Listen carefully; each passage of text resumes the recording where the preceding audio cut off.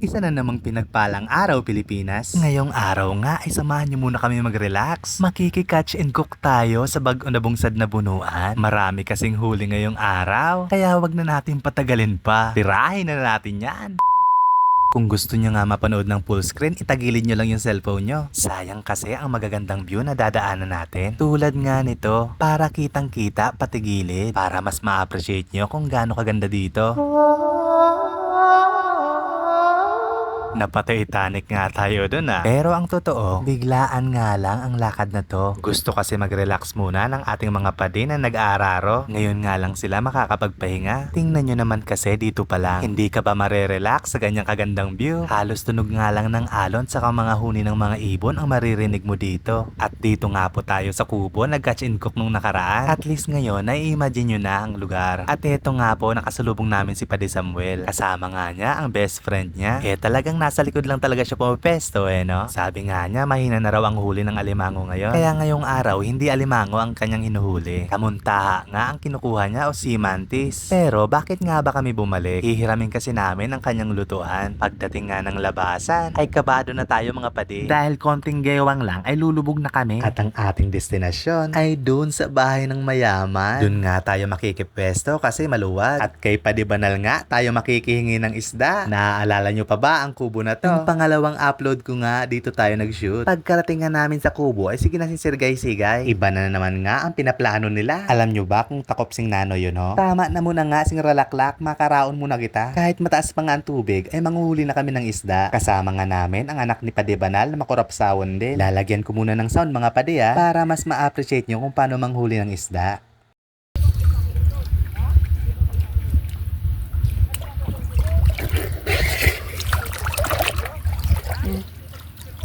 Tigbak ko sabi na, tigbak. Nangag yung kanina. Natinga na lang.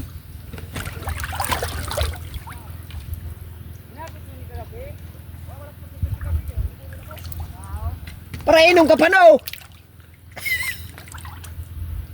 Ay, dito. Kaya ito? Jar. Kinarang ko yun. Ang kamo daw piha.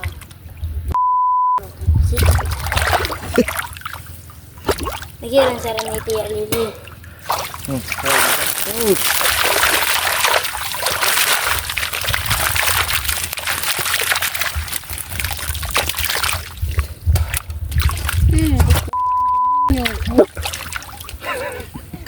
Iyo kasi nga.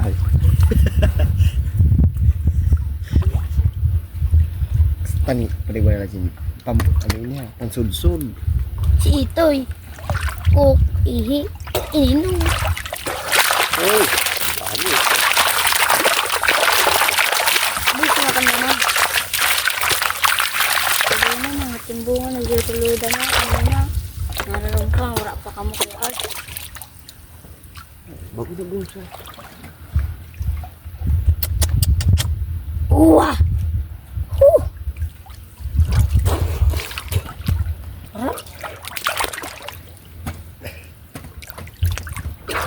Pagod ako.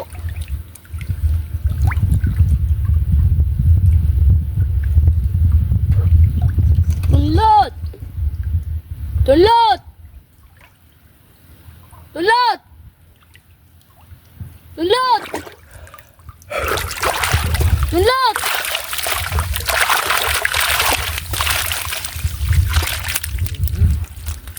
Ahol ho. Itong ating vlog na may angol.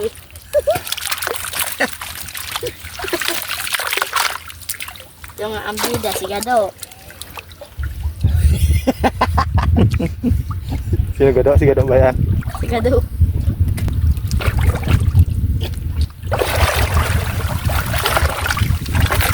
Ano yun?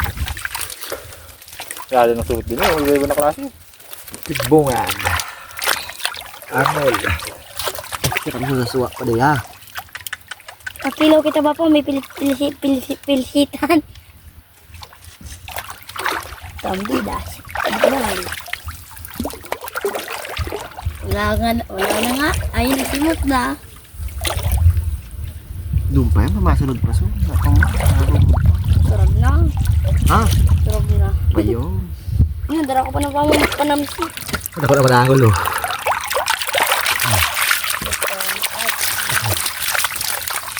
Makakilaw kita. Angol oh. Makakilaw kita. Ha? Oo, sarami na. Ano? Timbuwa kilawon. Tibungan? Burok. Sabi ko nga, tama na yan kasi masyadong marami naman na.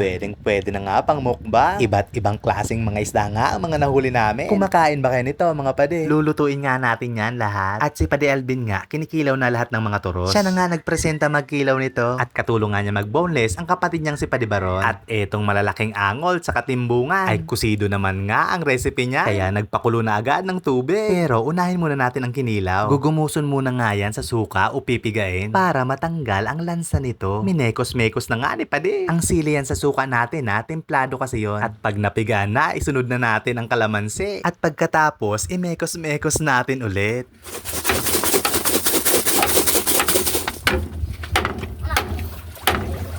Pwede ba ito? Malinig na iniyo. Okay. At ready na nga yan mga pade. Hahayaan nga lang muna natin yan mamarinate habang di pa luto ang ating kusido. At sinalang na nga rin ang mga isda nating pangkusido. Ilang minuto na nga lang yan pade kasi kulo na ang tubig. Sibugan na naman. Anya-kanya na nga sila ng sandok. Tara na nga po at makikikain na tayo. Tingnan mo. Ang pinggan. Kuha na pa lang yun. Crush mo yun. Naluto. Tutuloy para ka dumako na pinggan mo? Gilang tayo? Ito nga. So, Antipara! Para? Oo. Diyaw, din ikaw. Butahin na yung luto. Malinig naman yun. ano yung luto ha? Kasi di lang mag... Hindi nibutang niya ang tunok niyo. Okay, para di magkaribok ang gulong. Hindi na, luto na. Tapos may kasa ha. Puro sinibok sa bago. Number 1. Maraming salamat nga at lahat kami nakakain. Nakakagana paglabaso ng isda. Tapos ganito karami ang kasabay mo. Kanya-kanya na nga rin ng diskarte ng mga pagpipingganan no? Si Padibini nga sa limas na nagpinggan. Ang lalaki namin kumain. Ubus tuloy ang kanin dyan. Bumigat nga kami lalo. Maraming salamat nga Padibanal sa pakain. Pauwi na nga kami. Food trip lang talaga ang habol namin din Maraming salamat po sa panonood ninyo mga pade. At sana nagutom na naman namin kayo. Hanggang dito na nga lang muna at sumadsad na kami. Maraming salamat po. At muli, isang pinagpalang araw sa ating lahat. Bilay ba? Wala kayong kinista. Kilo ba? 2 kilos pa? No? Matimbungan mo. Ano ba yung siya naging mo sa cellphone? Ano pa rin? Kaya mo yun. Sa balad ni Kasi. Langka ka pula ako. Matang ka.